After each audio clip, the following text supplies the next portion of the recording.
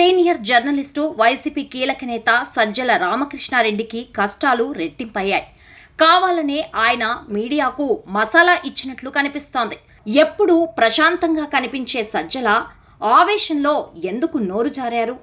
ఫలితంగా YCP image మరింత damage అయింది. రాజధాని అమరావతిపై చేసిన వ్యాఖ్యల పరిణామాలు ఇప్పటికే కొమ్మినేనిని చుట్టుముట్టేశాయి. ఈ జాబితాలోకి సజ్జలు కూడా చేరిపోయినట్లు వార్తలొస్తున్నాయి.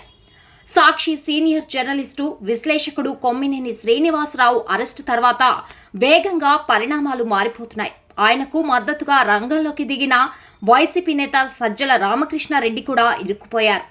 రాజధాని మహిళలను తీవ్రంగా దూషించారాయన. కొమ్మినేని మాటలను సమర్థిస్తూనే అమరావతిపై నిరసనలు చేస్తున్న మహిళలను పిశాచాలు, రాక్షసులు అంటూ సంబోధించారు. అక్కడితో ఆగకుండా కాస్త నోటి దురుసు ప్రదర్శించారు. రాజధాని మహిళలను సంకర తెగ అంటూ తీవ్ర వ్యాఖ్యలు చేశారు. నిరసనలు చేస్తున్న తెగ ఆర్గనైజ్డ్ సంకర తెగ అంటూ ఆయన ప్రస్తావించడం అగ్నికి ఆజ్యం పోసినట్టయింది. సజ్జల వ్యాఖ్యలపై అమరావతి మహిళలు తీవ్ర స్థాయిలో ధ్వజమెత్తారు. ఖచ్చితంగా ఆయన్ని అరెస్టు చేయాలని డిమాండ్ చేస్తున్నారు. ఈ వ్యవహారంపై మంత్రి నారా లోకేష్ రంగంలోకి దిగారు. నిరసన చేస్తున్న మహిళలు సంకర జాత మహిళల జోలికొస్తే చర్యలు తప్పవని ఘాటుగా హెచ్చరించారు. మహిళలు అంటే ఎందుకంత చిన్న చూపు? మహిళల జోలికొస్తే చట్ట ప్రకారం చర్యలు తప్పనిసరిగా తీసుకుంటామన్నారు.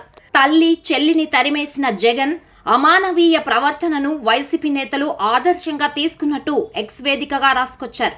సజ్జల వ్యాఖ్యలపై పోలీసులకు ఫిర్యాదు చేసేందుకు సిద్ధమవుతున్నారు అమరావతి మహిళలు. ఆయన్ని అరెస్ట్ చేయాలంటూ డిమాండ్ చేస్తున్నారు. లేకుంటే నిరసనలు తీవ్రతరం చేస్తామని అంటున్నారు. ఈ నేపథ్యంలో కూటమి పెద్దలు ఆలోచనలో పడ్డారు. జగన్ తర్వాత ఆ స్థాయిలో ఉన్న వ్యక్తి ఇలాంటి వ్యాఖ్యలు చేయడం కరెక్టు కాదని అంటున్నారు. ఇప్పుడు చర్యలు తీసుకుంటే మిగతా నేతలు ఇదే పంథాను అనుసరించే అవకాశం ఉందని అంటున్నారు.